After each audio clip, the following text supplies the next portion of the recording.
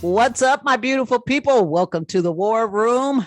And we are here to talk about the Canelo Plant fight last night.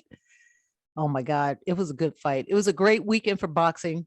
Um, I'm here with my co-host, Melissa Smith, women's boxing historian, and my boy, my brother, Mr. Eddie Goldman from No Holds Barred News. I want you to tell us what I asked for Eddie's prediction for the Canelo Plant fight, and he said Canelo by murder. So, Eddie, I want you to, give us your breakdown of the fight. Well, thank you again. Glad to be here.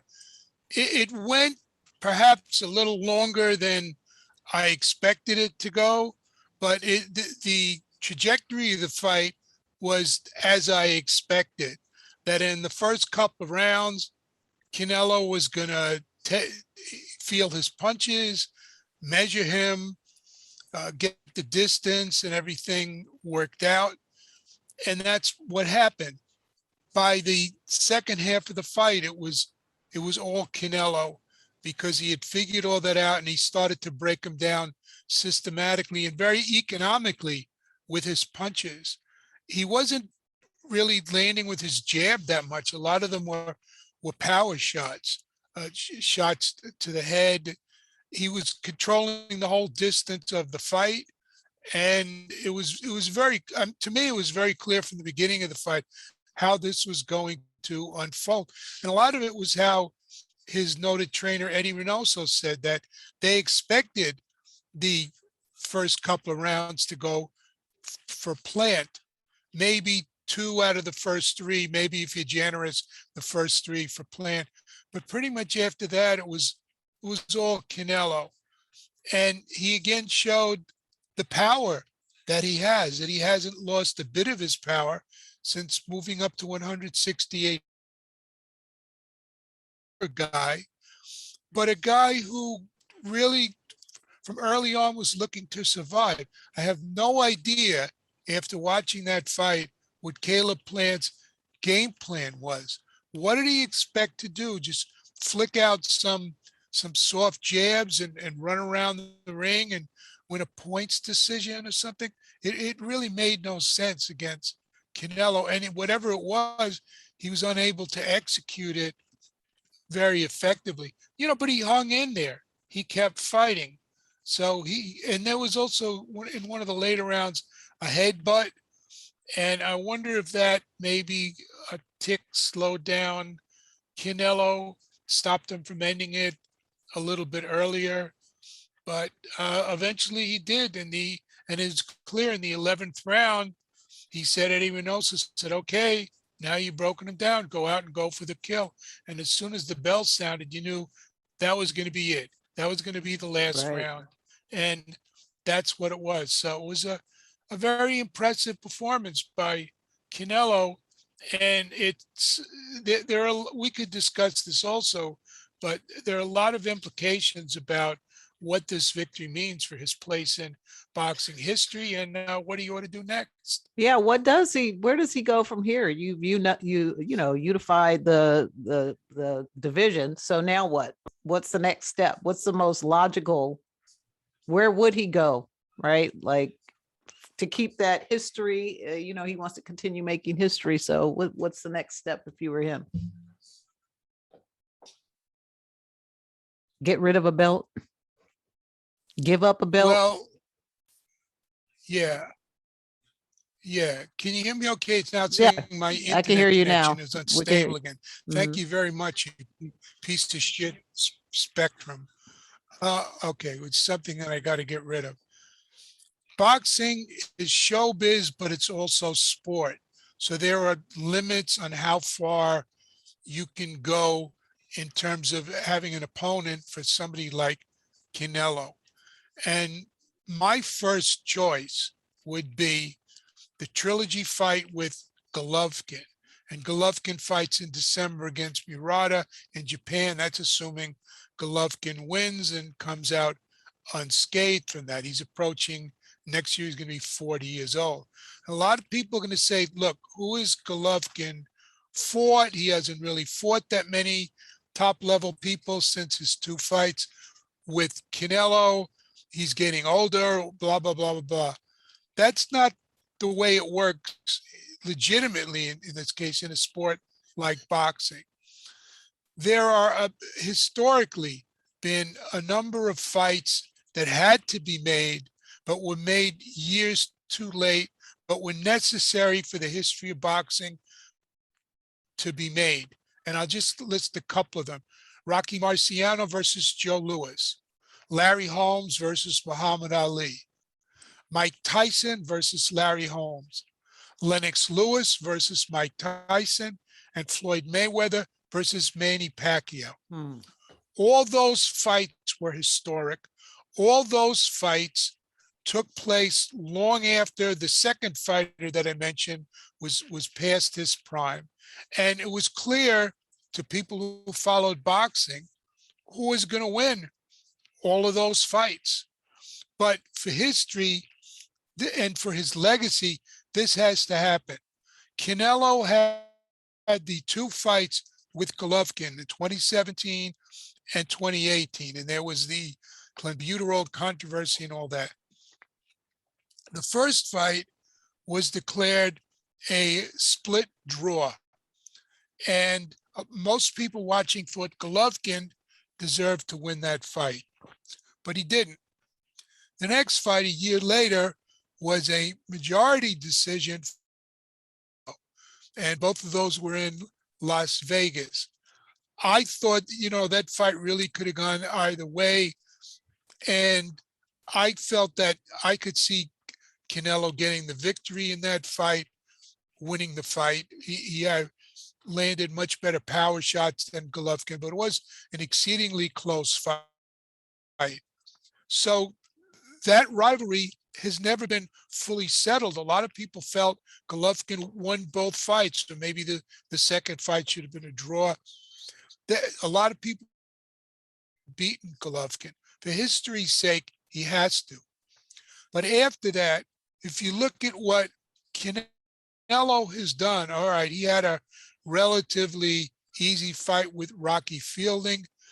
Then he went on a complete rampage. He beat Danny Jacobs, who was still maybe a little bit past his prime, but he beat Danny Jacobs at middleweight. He moved all the way up to light heavyweight, and he knocked out Sergey Kovalev.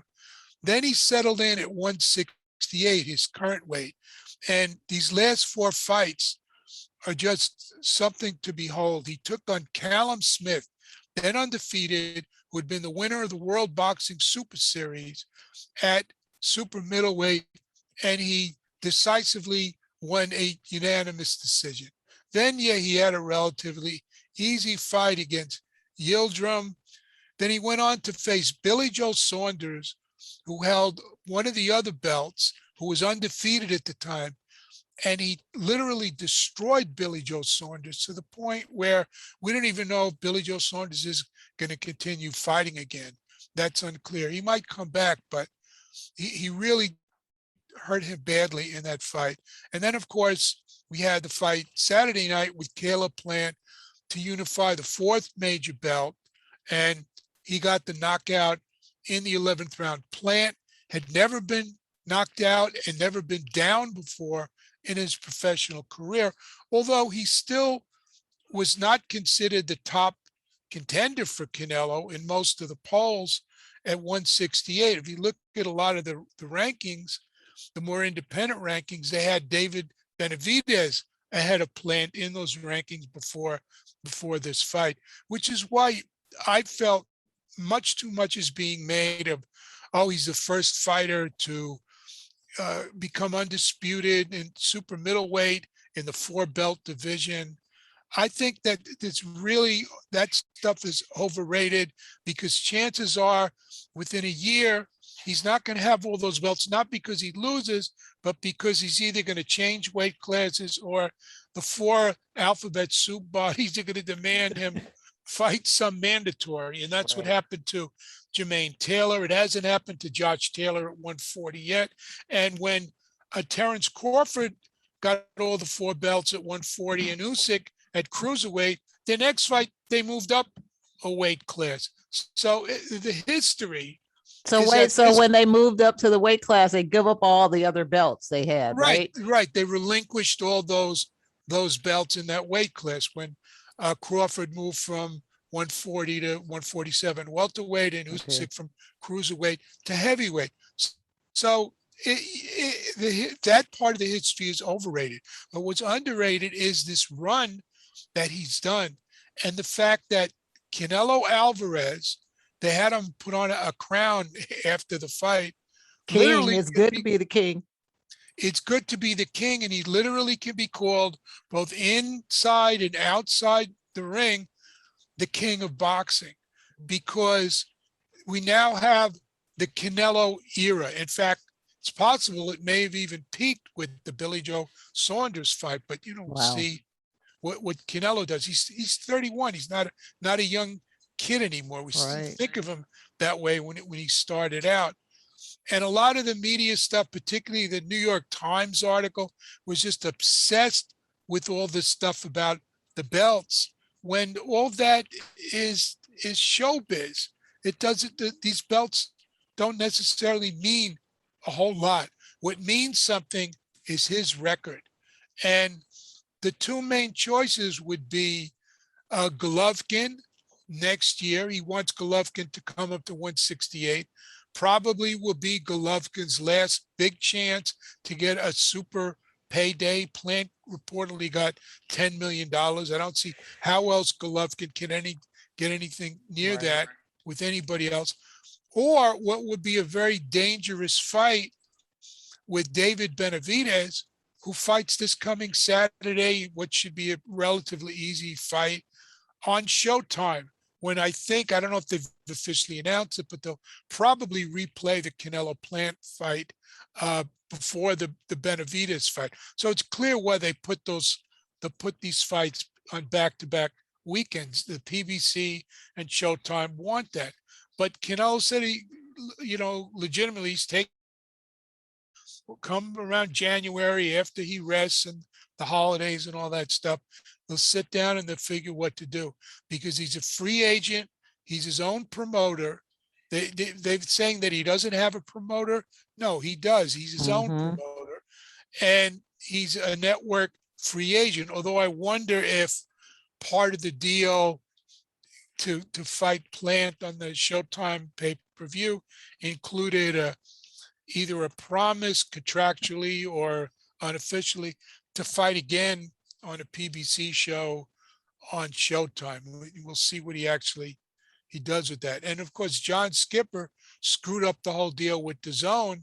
Otherwise, he would have stayed with DAZN, and maybe some of these fights wouldn't have happened. So that's the real history. We're in the Canelo era. He's the king of boxing, and he can pretty much do whatever the hell he wants to do, and he should be recognized as such. And what's more, he's one of the kings of sports. He may be the king of sports. When there was a study by Sports Pro Media that does a lot of the business and marketing and media analysis of sports earlier this year about who are the most marketable athletes of all athletes in the world, Naomi Osaka, the tennis great, was number one. Simone Biles, the gymnastics great, was number two. And Canelo was number three. That's of all athletes. So he was the top male athlete. That's over everybody you could name, the European football players, the basketball players, anybody else that you could name in their opinion. So this is the peak, and you have to look at it globally. He also could want to do a world tour. This is the time of your career when you're really heading into a latter part of your career. You're at your peak, that you do the world tour. Maybe he'd do something like that. We'll see. So he can write his own check, and then he has to decide how long does he want to do this. I said he's Right. 31. He has to start to work on an end game. So that's where he is. To me, this is the Canelo era that we're all living Yeah, he's 31, but he's also had a lot of fights. He in. Yeah, started professionally at 15, so he's like one of the old school kind of boxers. He's at 57 wins, one loss, two draws. So it's his age is one thing. He's not that much older than Plant, but Plant had what, 21 wins, something like that, or 21-0 coming into the fight. So he has a lot of mileage, a lot of rounds on him. And so even though he's on the younger side and what we would think of in his prime or in his peak from a boxing perspective, if you add up all the rounds he's fought, he's got some other questions he's got to ask himself. And I noticed two things. He started speaking English. Mhm. She never does. He even like Well, made sure publicly, that he his spoke Publicly, right? yeah, Yeah. publicly, which he never does. And, you know, he even had his translator make sure that he translated something correctly from what he said in Spanish. So that's number one. Number two, he loves to golf. You know, he's sitting there in all his golf pictures.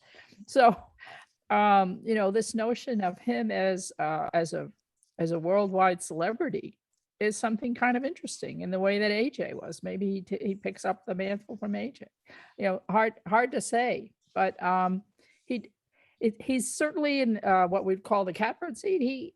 He can really do what he wants. I think having his own, promoting himself, and you know, Canelo Promotions was prominent on the broadcast last night. Mhm. Gives him some leverage and power, gives him an opportunity to really start to step up and be a player at that table down the line, a way for him to keep his hand in boxing, make some money in boxing, and maybe start to step back. I think I agree with you, Eddie, that a legacy, closing off the Triple G as a trilogy makes a lot of sense. Having him come up to 168 is interesting. I don't know that that's something that Triple G is going to want to do, although the giving him money for it and the opportunity to knock that crown off his head would certainly be an enticement. But I don't know that that really is going to happen, and I don't know that it's in Triple G's interest. I don't see. I don't want to see to do that that. fight. I don't want to see the third Yeah. fight. I know it makes sense to see that fight promotional wise, but that's not so, because I just know, and Canelo's not the same fighter he was. He's No, like not. 10 times better now than when he Well, he's fought. better. Yeah, I- so I don't want to. Yeah, Golovkin's gonna get knocked out. I mean, Yeah, I found Canelo to be really compelling last night. He had implant someone, you know, who was doing the Mayweather shoulder roll, thinking that was going to have some meaning. And so it meant that Canelo had to play his game a little bit differently, find his Mhm. angles. He's much taller.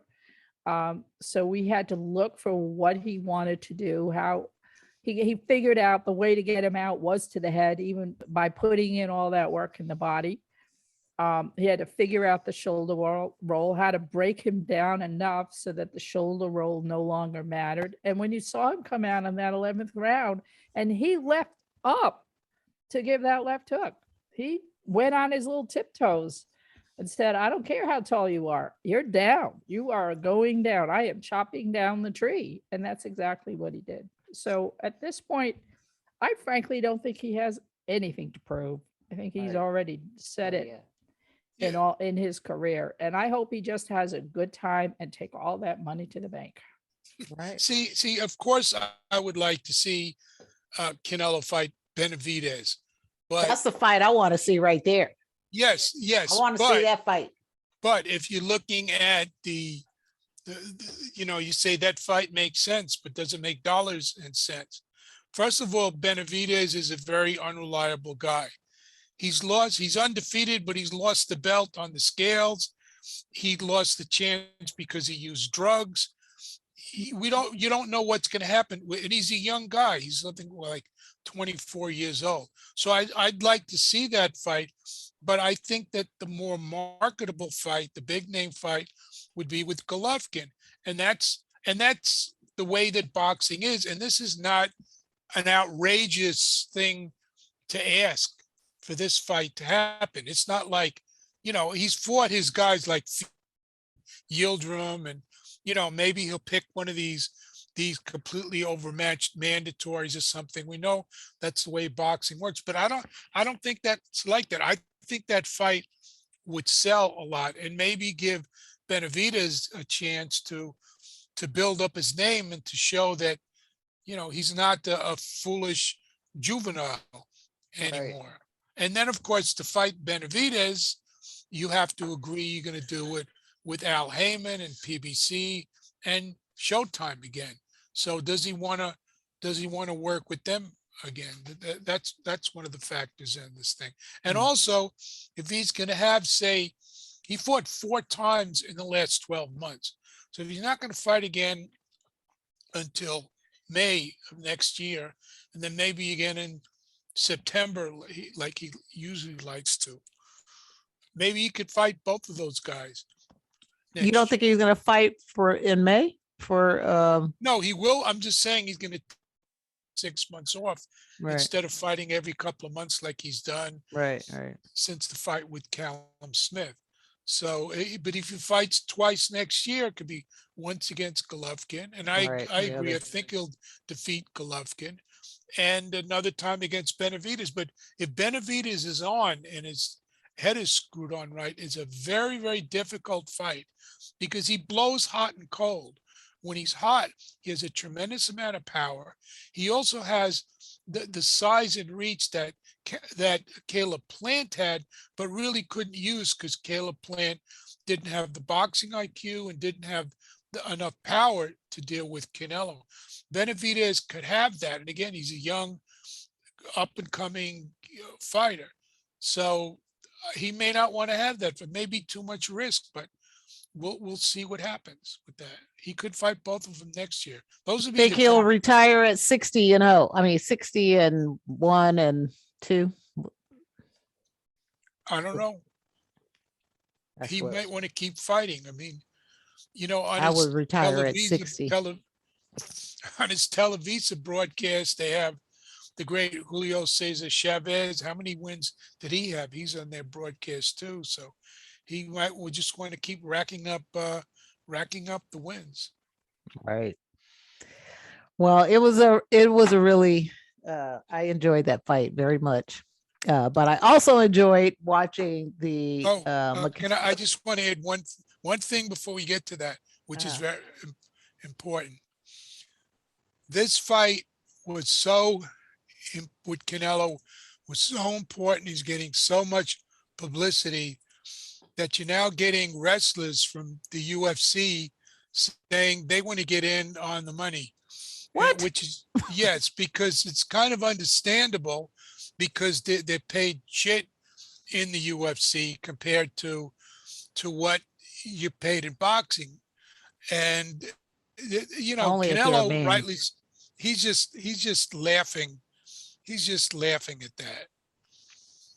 It's utterly absurd. And the media is lapping it up, not explaining the difference between boxing and the stand-up fighting in MMA. They don't do that because they want to spread this illusion that that's an equal level of stand-up fighting. And in order, they want to keep doing that because they get advertising dollars from the UFC. And in the case of ESPN, they sell their UFC pay-per-views and show their shows and other MMA stuff. So you don't really have an unbiased media on this. If it's MMA, Canelo has no background in wrestling or submissions, or even, as far as I know, kickboxing like that. So if he went into MMA, it would look like what's happening with Clarissa Shields. Well, I But don't want to see that. he's not right. He's not doing that. It's the MMA fighters that want to get a bigger payday than they can from the disgusting parasites and white supremacists that run the UFC. All right. That's crazy. Well, best of luck to them. All right, Exactly so right. we're moving on to the women's fight scene this week, and that was the fight that I watched was Michaela Mayer versus, I don't know how to pronounce her first name, MayerHamadouche. OMG. Did you see the fight? Did you watch the fight, Melissa? Or did you catch Oh the my highlight? God. I saw the fight. I was riveted. Where to even begin? Michaela Mayer, she's an Olympian. She's a really, really talented amateur fighter. She became an Olympian. And then out of that, she famously, became pro. And since then, actually, she signed with Top Rank. It was the first woman they'd signed really since back in the days of Mia St. John and Lucia Riker were fighting for Top Rank, which parenthetically, they don't even mention on ESPN when they're doing these shows. Their history of the sport is like zero. So one pet peeve number one, don't know shit about women in the sport. Right. Anyway, Michaela Mayer is chasing undisputed. Now, Eddie has a good line in terms of the undisputed era and the 4 belts and yada, yada, yada. On the women's side of the equation, I would have to argue that it's actually become really important. And it's given an opportunity for the sports fans who come across women's boxing, who may not necessarily already be super fans, to see women's boxing at its best. Last week, we were treated to Chantel Cameron winning her road to undisputed in her bout against Mary McGee at super lightweight.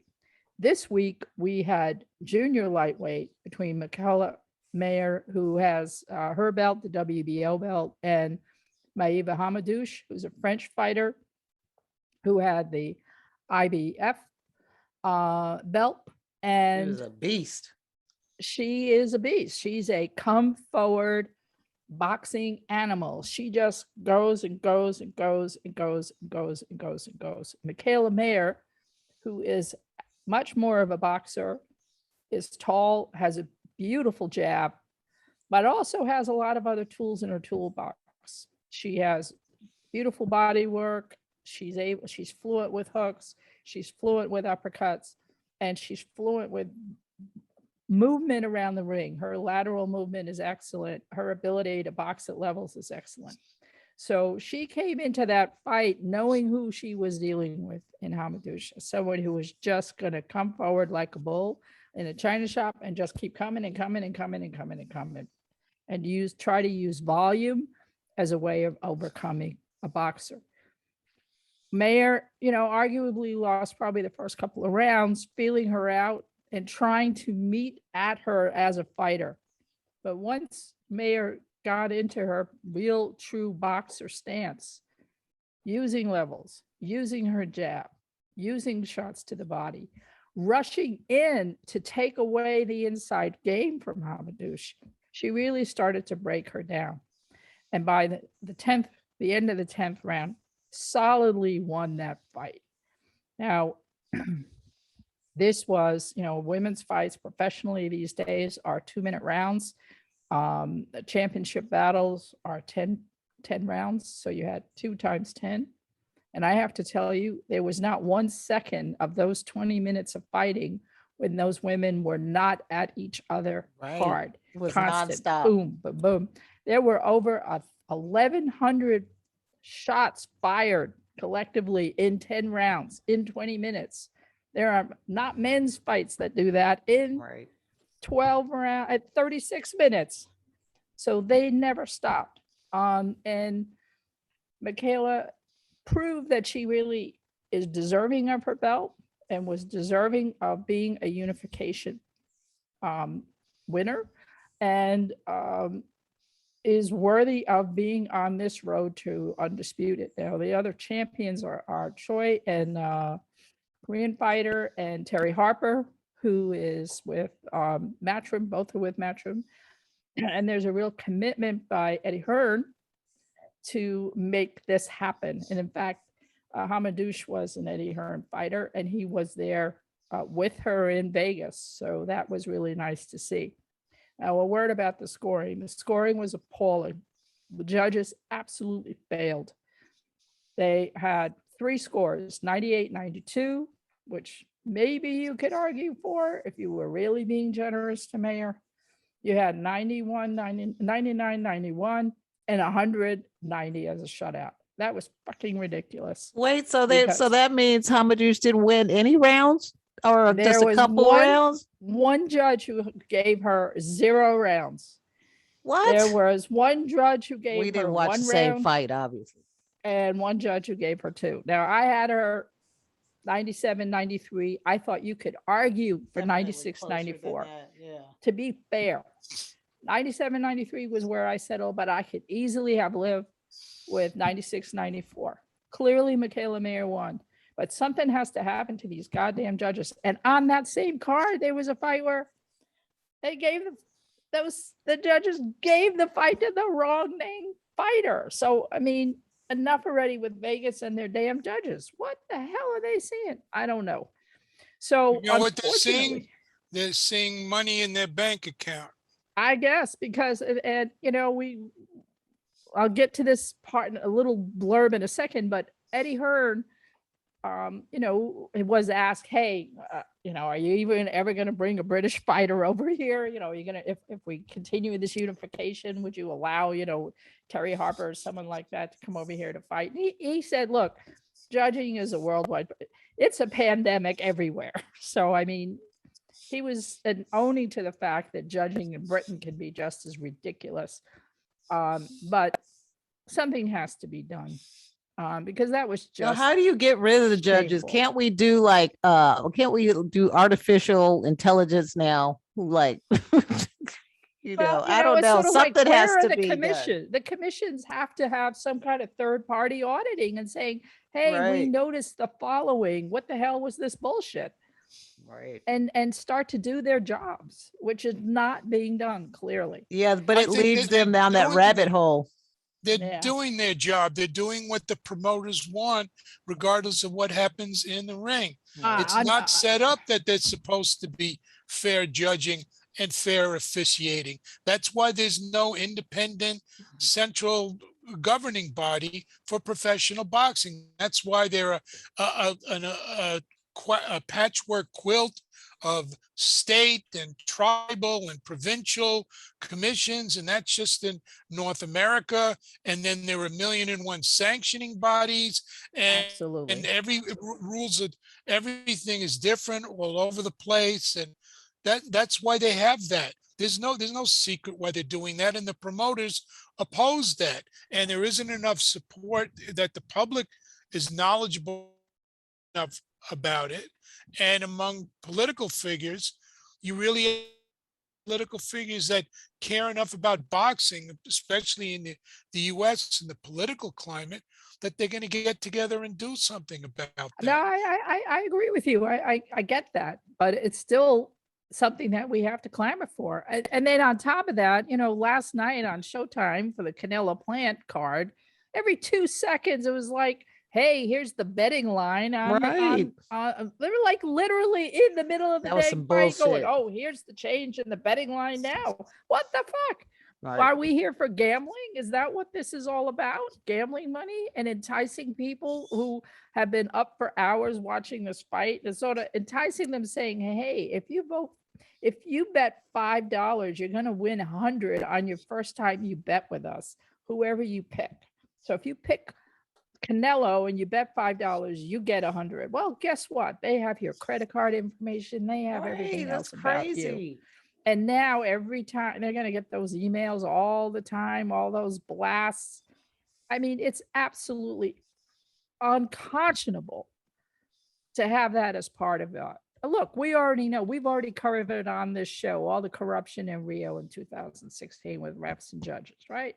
That's a global organization and they blew it up with corruption. Right. So you think that doesn't happen now? Please. And that's just shameful. It is. Shame on Showtime, but I'm sure they allowed that crap to happen. Money, you know, Right. they're It's one all of about the sponsors. sponsorships, right? And not only that, but you know, they have their own guys having to give the line. Really? Listen, back in my bad girl days, I had a boyfriend, bookie boyfriend. I was 17 years old. So I knew what the line was. He would do, you know, all about point shaving and everything else in basketball and college football. All right, this was 1971. I was a bad girl. I was 17, very bad. But please, that was illegal. You go to bars during the week, exchange your money and everything else. But this is legal horse thievery. It's terrible. It is. It is. I wish I knew you back then. But Listen, I tell this story. I had to go to, there was this bar called Pemble's. It was like beyond connected. And there I am, hippie girl, right? I literally had hair down to here, you know, my fry boots, my landlubber jeans, whatever, with my Jewish bookie boyfriend. And it's sort of like, okay, honey, go dance while I'm here speaking to John. So I'm on the dance floor doing my hippie moves, and this big burly Italian, big burly bouncer comes over to me. How'd you get in here? Blah, blah, blah, blah, blah. And he's ready to like manhandle me out. And I said, well, I'm with those people over there. He's like, what are you talking about? I said, over there. So he looks over there and there's the table. And he's like, oh my God, I'm so sorry. Oh, champagne. but You got connections. But you should add that in those days, though, the drinking age in New York was only 18. Yeah, but So I was you 12, weren't but yes. that far off. And and I was not in the uniform. I mean, Goodfellas, it really existed. Anyway, so that's what I associate sports gambling with. So when I see this, the line shifting round by round, and they're sitting there trying to get people to put their hard-earned money in there after they while they're drinking. Most people are drinking during that time, right? and eating. They got a room full of people. Hey, yeah, let's do that. How much money did DraftKings make last night? That's what I want to know. That's crazy. Paying Showtime to be on there. And what is Showtime? It's owned by Viacom CBS. So you got the largest media companies in the world part of this whole gambling operation. Yeah. Money, money, money. Cash rules everything around me. You don't even need MTK, right? You got flash it in front of you on one of the largest media corporations in the world. Exactly. Please. All right, you guys want to cover anything else? Anything else, Eddie? What? Eddie speechless? What the hell? No, I'll just point out, I did an article on my Patreon about how November is for wrestling. It's sort of a mini memoir, and college wrestling has started again in the US. If you want to find a way to follow that, it can be some exciting things. People will be watching Olympic gold medalist Gable Steveson in his final college season before he jumps from real wrestling to fake wrestling. And there's a lot going on with that. There are a lot of changes going on in wrestling. There's a greater push for women's wrestling as wrestling more and more declines or stagnates in the US. The University of Iowa finally is adding a varsity wrestling team, but they only did so after a Title IX lawsuit when they cut a bunch of programs, the pandemic. So that could give a boost to that. And there's a lot of moves for that, and more women and girls are getting involved in wrestling. So I think that's something which is pretty important. And it's pretty much the only combat sport in the main, with some exceptions, that you can have a regular supported team in the schools and colleges in the United States. So see where that goes. Awesome. Anything else going on in the women's boxing arena, Melissa? Well, yeah, we've got a lot more unification bouts and solid big fights coming up. We've got one next weekend with the Danish fighter Dina Thursland fighting Zelina Molina from Mexico, who, by the way, pet peeve, ESPN does not do their homework, claiming the only women's boxer who has 30 KOs right now is Amanda Serrano. Wrong. Zelina Muniz does too. So there you go. Anyway, they have a big fight next week. And then we have Callie Reese coming up, fighting Jessica Kamara on the 19th. So looking for really big things in women's boxing over the next weeks. Right on, Yeah, right on. They're streaming all this stuff too. And ESPN is sort of in the process of slowly moving from cable to all streaming over the next several years, but they have even now they have a much smaller audience for fights like the Mayer fight, which is so exciting. I don't know if everyone expected that fight to be as exciting as it was, when Mayer really had to dig down deep and fight, not just Mhm. stand on the outside and use her height and jab and box.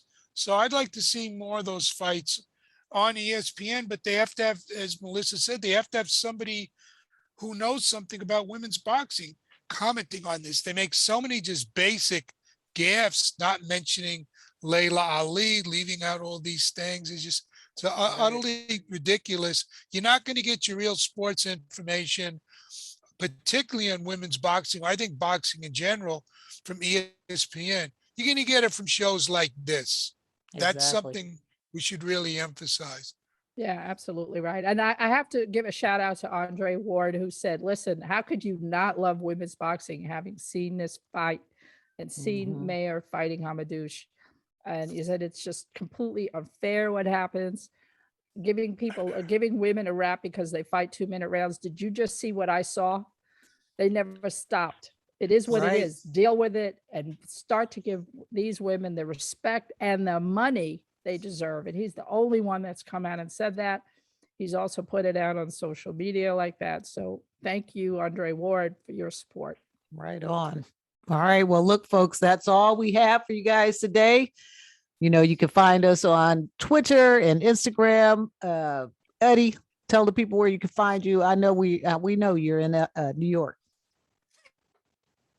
On what street? Subscribe to my no, subscribe to my Patreon page to keep this work going. You're going to get analysis and information like we talk about, and that you're not going to hear from all this clown media that's out there and all this bought and paid for media. And that's Mhm. at patreon.com/Eddie Goldman.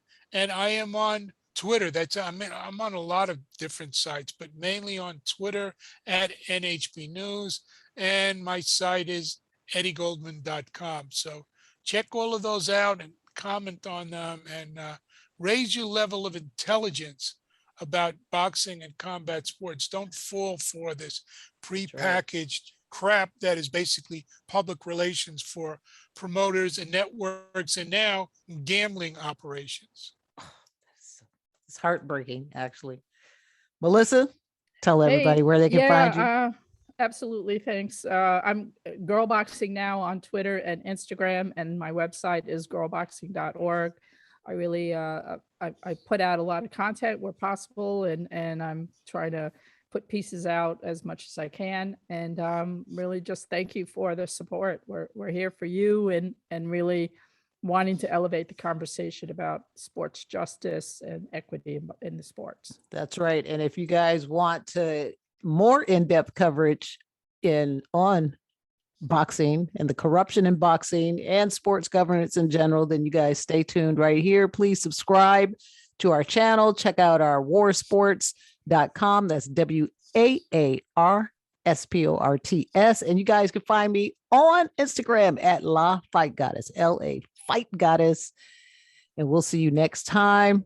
We're out. Peace.